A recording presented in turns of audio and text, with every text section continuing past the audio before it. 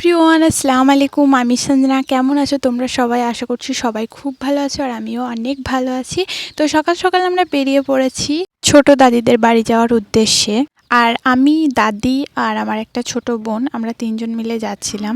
আর আমি এই প্রথমবার ছোট দাদিদের বাড়ি যাচ্ছি, এর আগে কোনোদিনও যাইনি। আর এদিকে রাস্তাগুলো ছিল জাস্ট ওয়াও, এত সুন্দর, একদম ওয়াও ওয়াও লাগছিল।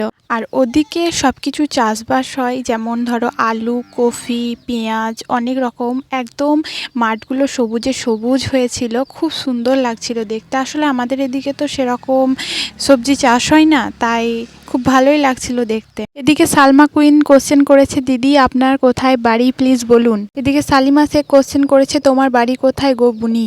আমার বাড়ি হচ্ছে বোলপুর। বোলপুর কম বেশি সবাই চেনো আশা করছি। আমি সবার কমেন্টের অ্যান্সার দেওয়ার চেষ্টা করব। যদি তোমরা কেউ কিছু জানতে চাও অবশ্যই কমেন্ট করো, আমি সবার কমেন্টের উত্তর দেবো। আমি যথাসাধ্য চেষ্টা করব সবার কমেন্টের উত্তর দেওয়ার। আর তারপরে পৌঁছে খাওয়া দাওয়া কমপ্লিট করে আমিও চেঞ্জ করে একদম রেডি হয়ে গেছি। এদিকে দাদিও রান্না বসিয়ে দিয়েছে, কারণ আমরা খাওয়া দাওয়া করে আবার বাড়ির দিকে রওনা দেব তাই। তারপর আমি আর বুনি একটু পুকুরের পাড় দিয়ে গেছিলাম একটু দেখার জন্য গ্রামটা। আমি তো কখনো যাইনি, তাই একটু দেখার জন্য বুনি আর আমি গেছিলাম। তারপরে খাওয়া দাওয়া কমপ্লিট করে এখানে কাকা কাজ করছিল, মানে ওই কুড়ুল আর কাটারিগুলো ধার করছিল, আমি সেগুলোই বসে বসে দেখছিলাম।